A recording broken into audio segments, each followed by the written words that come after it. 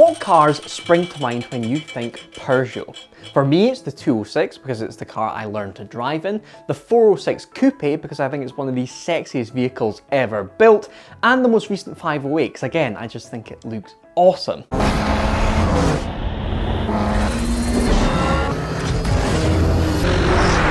Hop back to 2004, however, and Peugeot weren't just building four-cylinder cars to tick those efficiency boxes.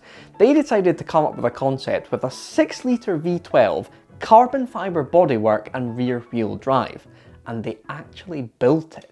This is the Peugeot 907 that was created as a design study to celebrate the company moving from an old design house into a brand new one. The designers were given a completely clean sheet of paper and were told that there was budget to make this thing a functioning and working machine. So they set about designing something closer to a McLaren SLR than anything Peugeot had built before, with that long bonnet in front of a two-seater cabin and that SLR-styled nose at the front.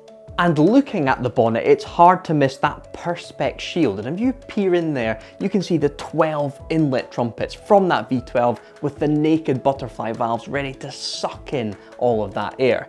And the car is very much front mid-engined, with the engine sitting well back from the front wheels, which makes it easy to have side exit exhausts. So on to the engine. Some absolute legend of a Peugeot engineer decided that the only configuration that could power a car that looked that good would be a V12. But of course Peugeot did not have a V12 sitting about at that time, so they had to rummage in the parts bin.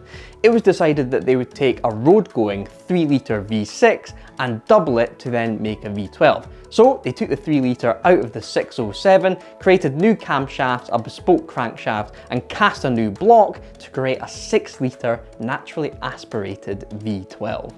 By combining those engines, they created a 500 brake horsepower V12, which combined with lightweight bodywork thanks to all being carbon fibre, could get the car from 0 to 60 in just 3.7 seconds and onto a theoretical top speed of 222 miles an hour. Now, put those numbers together again, 500 horsepower, naturally aspirated, and 1400 kilograms. Those are pretty much the exact same stats as the current 911 GT3, so it's fair to say this thing would have shifted back in 2004. And luckily, when Peugeot was revealing the car, they did make a promotional video where we get to hear what that 6-litre V12 sounds like, and it sounds glorious. Quiet, but very, very nice. Here's a clip.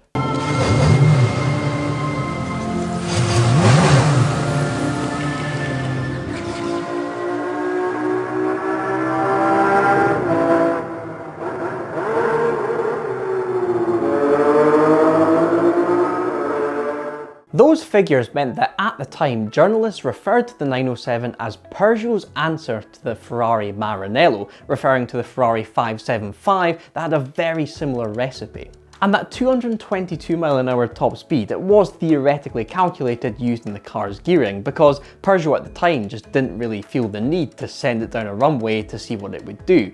But journalists have followed up with the engineers who have said that the car was definitely capable of well over 300 kilometers an hour, 186 miles an hour, so you could theorise that given the space, the car could have got up well over 200. Although only one working car was built, apparently there are spare parts for a second Peugeot V12 engine sitting somewhere on a shelf within the company's empire. Wouldn't it be epic to resurrect one of those engines and put it into something special? Maybe a one-off single-seater race car project to send up the Goodwood Hill, or maybe a project car for the company. Stick it in a 508, why not?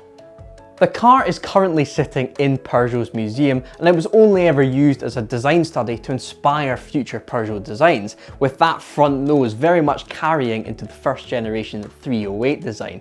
We are waiting for a hypercar from Peugeot in 2022, but sadly that's only going to be for the racetrack. But maybe there's a Peugeot engineer watching this that will be inspired by the 907 and create that hypercar for the road. Peugeot is never afraid to push the boat out with its concept cars, as we've had stuff like the Oxia, the Onyx, and most recently the E-Legend. And the 907 comes from a time when concept cars were fully built to be functioning vehicles, rather than clay models or 3D renders like we get mostly today. So the fact that it's been built means that maybe at some point in the future we will get to drive that V12 Peugeot on the channel.